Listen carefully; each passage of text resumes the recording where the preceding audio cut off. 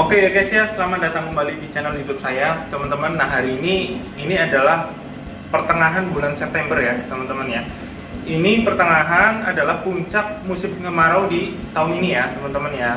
Jadi cuacanya panas tapi dingin, awalnya dingin ya, teman-teman ya. Nah, teman-teman, ini saya hanya ingin meng-share bagaimana cara menjemur apabila teman-teman sibuk atau teman-teman nggak punya waktu banyak untuk menjemur kura-kura ya, teman-teman ya.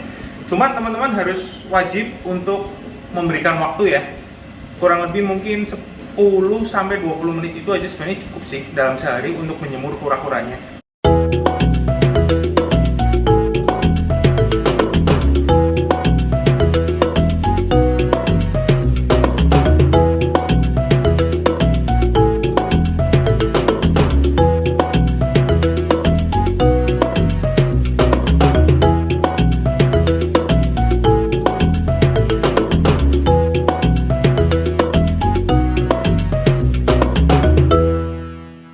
Oke, di sini kita ada si Andro di situ juga lagi dijemur. Nah, si Andro juga kan dia adalah jenis reptil juga ya, teman-teman ya, buaya. Nah, ini adalah kura-kura mata-mata.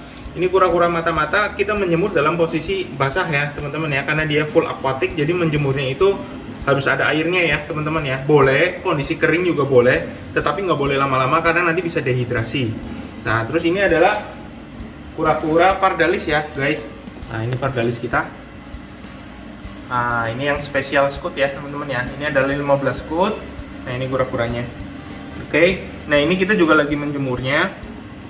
Nah, untuk penjemuran kurang lebih sih saya dalam kondisi kering seperti ini biasanya ini adalah jam setengah 10 ya, teman-teman ya. Jadi mataharinya udah lumayan panas, teman-teman. Jadi udah cukup panas lah. Jadi kita jemur juga nggak terlalu lama. Ini saya jemur kurang lebih sekitar 10 sampai 15 menit. Nah, selama penjemuran ini karena saya sambil nungguin, jadi saya bisa nungguin ini. Nah, teman-teman barangkali nggak punya waktu banyak, teman-teman bisa tinggalin, misal contoh ya, di sambil makan, teman-teman di sini kita kasih tutup seperti ini ya guys. Nah, kita kasih tutup seperti ini, jadi apabila kura-kura kepanasan dia bisa ambil sisi yang lebih dinginnya. Nih, kayak sebelah sininya kan lebih dingin ya. Nah, lebih teduh, nggak kena cahaya matahari. Juga sebelah sininya juga nggak teduh, lebih teduh gini ya guys. Nah, jadi menghindari supaya kura-kura dehidrasi. Nah, ini berhubung masalah dehidrasi ya guys. Nah, masalah dehidrasi ini adalah salah satu momok bagi penghobi kura ya, teman-teman ya. Jadi kita niatnya baik untuk menjemur kura-kura supaya kura-kuranya metabolismenya lancar, terus dia supaya pencernaannya juga lancar juga, teman-teman. Tetapi kadang kita suka lupa ya. Ini banyak banget kejadian ya, teman-teman ya. Banyak banget kejadian kalau ngejemur kura itu kadang suka ditinggal juga ya. Suka ditinggal juga, kadang kita jemur itu kadang suka ditinggal, kadang lupa jadinya bahwa kita lagi jemur kura. Jadi dijemur itu kadang bisa sampai setengah jam, sampai 1 jam baru tersadar. Oh, iya saya lagi jemur kura gitu.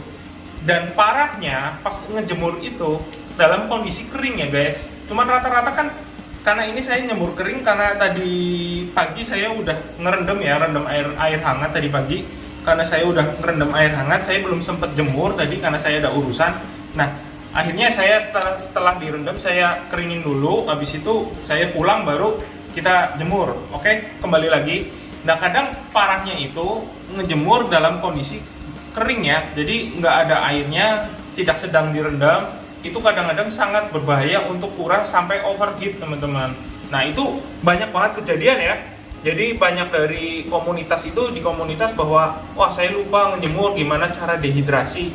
Nah, itu teman-teman ya. Apabila kura-kura dehidrasi itu contohnya itu banyak contoh fisiknya, contoh secara normal fisik yang kura-kura itu alami selama dehidrasi adalah biasanya dari mulut itu ada keluar kayak seperti busa ya, seperti ada busa. Terus kura-kuranya itu lemas, diam, tidak aktif.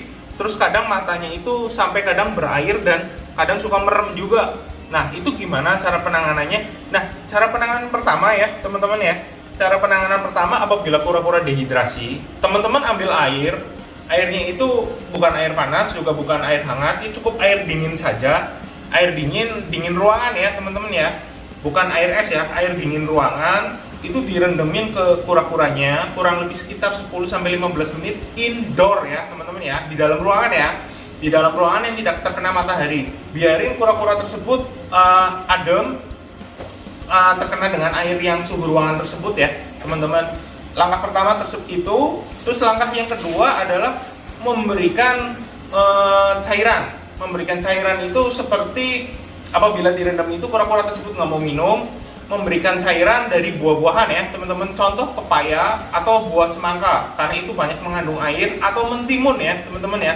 Ini kondisi khusus karena dia dehidrasi. Berikan itu pertama pepaya, kalau enggak semangka, yang ketiga adalah timun ya. Apabila ketiga tersebut tetap nggak mau makan karena mungkin posisi dehidrasi, it's okay, itu biarin dulu sampai sore hari teman-teman. Kalau sampai sore hari masih nggak mau makan, oh ya sorry, kita rendam dulu itu kurang lebih sekitar 10 menit teman-teman. Habis itu airnya dibuang ya teman-teman, itu step awalnya ya. Jadi direndam dulu 10 menit, airnya dibuang, kura-kuranya dilap kondisi kering, diamin dulu di kandang. Habis itu 10 menit kemudian direndam lagi ya teman-teman ya, direndam lagi dengan air suhu ruangan lagi sekitar 10 menit juga teman-teman. Jadi direndam 2 kali supaya kondisi kura-kuranya itu terhidrasi, entah dia nanti minum atau karapasnya atau plastronnya juga, karena air kan lembab ya. Jadi teman-teman, jadi suhunya itu, suhu kura-kura tersebut itu menurun ya, yang tadinya kena overheat, akhirnya dengan adanya air tersebut terhidrasi ya teman-teman. Nah, terus step yang kedua setelah direndam adalah memberikan makan ya teman-teman ya. Pemberian makan itu dengan menggunakan salah satunya itu buah-buahan tadi yang saya sebutkan, pepaya, semangka, kalau nggak mentimun.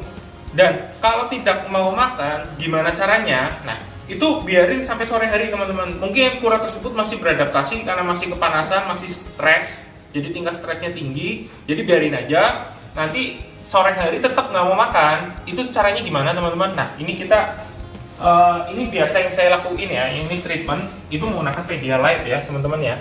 Ini Pedialyte ini biasa saya gunain untuk iguana setelah melahirkan, biasanya pasca melahirkan telur, setelah buang telur dia saya kasih Pedialyte supaya terhidrasi badannya, supaya nggak lemas. Biasanya kan langsung iguana itu kalau habis melahirkan itu perutnya kempes banget. Nah, ini kita kasih Pedialyte. Nah, ini juga bisa juga diberiin ke kura. Caranya gimana? Caranya adalah kita salah satunya kalau misal dia nggak mau makan, kita sepetkan menggunakan suntikan. Kalau suntikan yang ada jarumnya, kalau enggak yang kedua adalah ditetesin aja ya teman-teman ya, ditetesin ke mulutnya. Jadi cara buka mulutnya teman-teman udah ada di video saya sebelumnya, teman-teman lihat aja. Itu mulutnya dibuka pakai korek kuping, tinggal ditetesin aja. Pastiin ini masuk teman-teman, karena ini sangat bagus sekali ya. Pedialyte ini ada di apotek-apotek, teman-teman cari aja seperti ini kemasannya, ini Pedialyte. Nah, untuk biasanya cairannya itu berwarna pink ya teman-teman ya, seperti ini ya.